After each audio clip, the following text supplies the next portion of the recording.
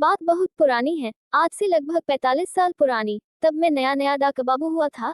एक कोई छोटा सा कस्बा था जहां मेरी पहली पोस्टिंग हुई थी। नौकरी मिलने की खुशी भी थी और घर छोड़ने का डर भी। बस फिर क्या था, निकल पड़ा बोरिया बिस्तर बांधकर उस कस्बे में। उस समय इतनी सुविधाएं नहीं हुआ करती थी। दिन भर के सफर के बाद बस रात को 12 बजे उस कस्बे पहुंची। अनजान जगह और इतनी रात गए उस जगह कोई ठिकाना भी नहीं मिलने वाला था। मैं बस से उतरा, उस कस्बे के भीतर संकरी गलियों में चलता गया। कोई भी दुकान और किसी भी घर का दरवाजा खुला नहीं था कि मैं किसी से पूछ सकूं कि रात गुजारने के लिए कोई जगह मिलेगी। फिर मन में आया कि वही बस अड्डे में ही किसी से पूछ लेना चाहिए था कि कोई रात भर के लिए सर छिपाने की जगह मिलेगी।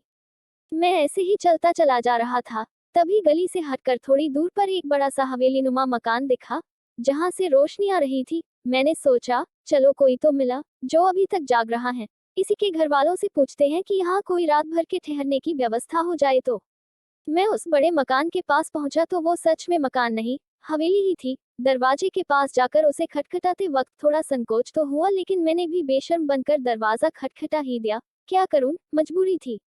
दरवाजा खटखटाते ही एक नवयुवती ने दरवाजा खोला, जो कि घूंघट में थी। मैंने उसे अपनी समस्या बताई और साथ में अपना नियुक्ति पत्र भी दिखाया। उसने मेरी बात पर भरोसा कर लिया।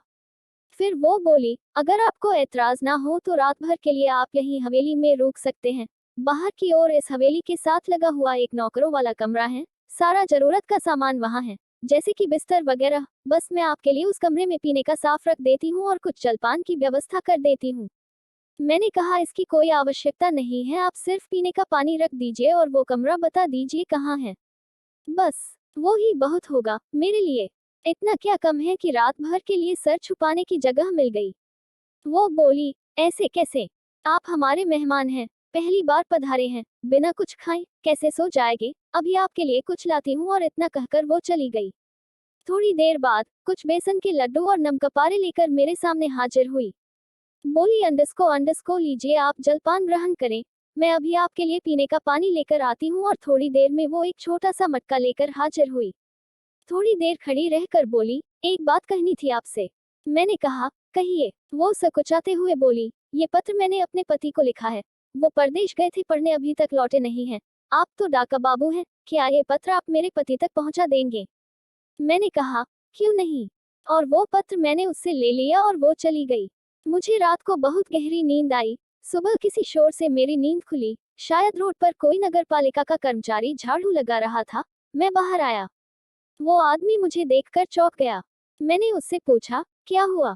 उसने कहा, आप इस 100 साल पुरानी टूटी फूटी हवेली में क्या कर रहे हैं। मैंने कहा, नहीं तो, ये तो रात को एकदम सही सलामत थी। उसने कहा, ऐसा ही होता है, यहाँ जो भी आता है। 100 साल पहले इस हवेली की मालकिन ने अपने पति का इंतजार करते करते यहाँ दम तोड़ दिया था, लेकिन वो कभी किसी को नुकसान नहीं पहुँचाती।